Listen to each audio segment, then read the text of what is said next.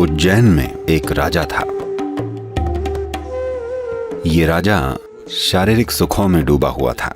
वो वाकई अपनी मनमर्जी करते हुए जी रहा था। तो उसकी एक पत्नी थी जिसका नाम था पिंगला। तब पिंगला बोली, अगर दो दिल मिलकर एक हो गए हों तब ऐसा ही होता है। तो अगली बार जब वो शिकार पर गया, वो इस चीज को आजमाना चाहता था।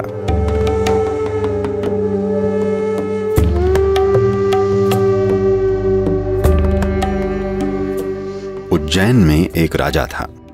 उसका नाम था Bhartrihari. He is the one who wrote the Sringara Shatakam and later on wrote the Vairagya Shatakam. ये वही हैं जिन्होंने श्रृंगार षटकम लिखा और बाद में वैराग्य षटकम भी लिखा। श्रृंगार षटकम एक कविताओं की रचना है। इसमें सिर्फ काम की लालसा और काम साहित्य है। वैराग्य षटकम एक पूरी तरह से वैराग्य और त्याग की रचना है। ये राजा शारीरिक सुखों में डूबा हुआ था। वो वाकई अपनी मनमर्जी करते हुए जी रहा था। एक दिन वो शिकार पर गया और उसने एक हिरण को निशाना बनाया और मार गिराया। जब हिरण मर गया तो मादा हिरण जो उसके साथ ही थी वहीं खड़ी रही। अपनी जान जोखिम में डालकर भी वो वहीं खड़ी रही। राजा ये देखकर हैरान था। भागकर अपनी जान बचाने के बजाय वो वहीं मरने के लिए तैयार खड़ी थी। और तभी इसी बीच राजा के साथ शिकार कर रहे सैनिकों में से एक को सांप ने डस लिया और वो भी मर गया। जब वो मरा, उसकी पत्नी आई और जैसे ही उन्होंने सैनिक को आग के हवाले किया तो बड़ी मुश्किल से लोगों ने उस औरत को आग से दूर रखा, क्योंकि वो आग में कूद जाना चाहती थी। तो राजा ये देखकर राजा हैरान हो गया। राजा अपने जीवन में खुद को ही सब कुछ समझता था, उसके सुख, उसकी पसंद वगैरह वगैरह। जब उसने इस मादा हिरण को देखा और उस औरत को आग में कूदने की कोशिश करते देखा तो वो एक तरह से कंफ्यूज्ड हो गया। तो उसकी एक पत्नी थी जिसका नाम था पिंगला। तो वो अपनी पत्नी से बात करते हुए बोला, पता है आज मैंने ये दो घटनाएं देखी, इन्होंने मेरा मन पूरी तरह से कंफ्यूज्ड करके रख दिया है। तब पिंगला बोली, अगर दो दिल मिलकर एक हो गए हों तब ऐसा ही होता है। ये एक स्वाभाविक चीज है। There's nothing amazing about it, there's nothing intriguing about it. If two hearts are really become one in their experience, this is how it will be. इसमें आश्चर्य की बात नहीं है, हैरानी की कोई बात नहीं है। अगर दो दिल उनके अनुभव में वाकई मिलकर एक हो गए हों। उसने बड़े सहज होकर कहा जैसे ये एक आम बात है। तो इसने राजा को और भी हैरानी में डाल दिया कि उसकी पत्नी भी यही कह रही है। उसके पास 500 स्त्रियां थीं, उसे ये बात समझ में नहीं आई।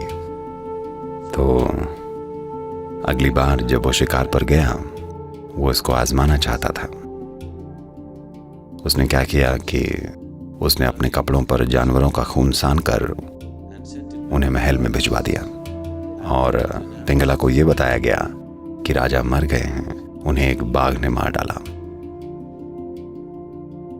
तो जब पिंगला को ये खून से सने कपड़े मिले, उसने कपड़े नीचे रखे, कपड़ों को नमन किया और फिर उन कपड़ों पर लेट गई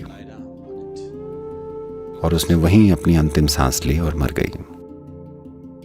जब उसे इस बात का पता चला तो वो इतना ज्यादा परेशान हो गया कि वो बस ऐसे ही उसे परखना चाह रहा था और उसने सच में अपनी जान दे दी। और तब उसने अपना राज्य छोड़ दिया और एक ऋषि बन गए। और तब उन्होंने वैराग्य षटकम की रचना की। ये कविताओं वाली सुंदर रचना है। यही स्त्री प्रकृति का स्वभाव है कि नतीजा महत्वपूर्ण नहीं होता, बल्कि उस पल में भावना का आवेश और प्रेम किसी भी नतीजे से ज्यादा महत्वपूर्ण होता है। किसी काम का नतीजा क्या होगा, ये हिसाब लगाना पुरुष प्रकृति का स्वभाव है।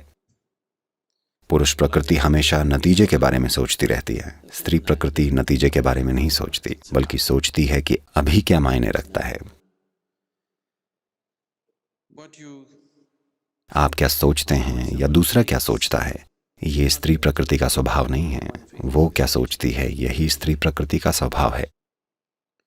क्या उसे विचारों से दिशा नहीं देनी चाहिए?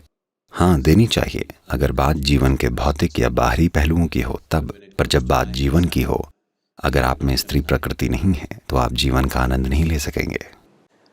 So this is the nature of the feminine, that it is capable of going beyond itself. तो यही स्त्री प्रकृति का स्वभाव है कि उसमें खुद के परे जाने की क्षमता है। जो अपने से परे जा सकता है, सिर्फ वही आध्यात्मिक प्रक्रिया के लायक है। वो जो अपने आप को बचाना चाहता है, वो आध्यात्मिक प्रक्रिया के लायक नहीं है।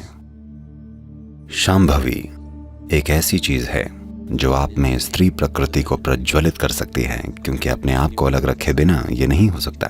ये कोई ऐसी चीज नहीं है जो आप करते हैं, ये एक ऐसी चीज है जिसे आप होने देते हैं। शांभवी का सबसे खूबसूरत पहलू यही है, आप वाकई ये कर नहीं सकते। सिर्फ तब जब आप इसे होने देंगे, ये एक बाण की तरह आएगी। अगर आप इसे सही से टेक्निकली करना चाहेंगे तो कुछ नहीं होगा, क्योंकि प्रैक्टिस अपने आप में कुछ नहीं करती।